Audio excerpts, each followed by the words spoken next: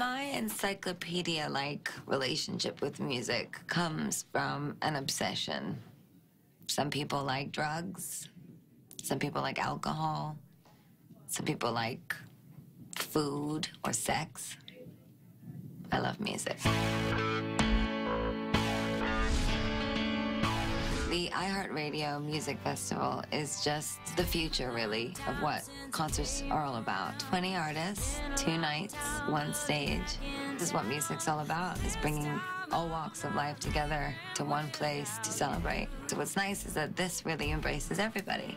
And I really don't know who's going to be in that audience. And I always get excited when I hear people say, oh, she's going country, or oh, she's going rock, or oh, she's going this. And I'm not going anywhere. I'm just being an artist. The feeling I get from my fans, it's complete and utter happiness. I do find that little monsters love me the most when I'm sort of just in bra and underwear and fishnets at the piano, you know, banging my shoe on it and screaming about something that has nothing to do with the song. They like me when I'm sort of lost in it all. We should just all be happy that we're enjoying music together. And it doesn't matter who you are, where you come from, or what you look like, or what you have or what you don't. It's all about the music.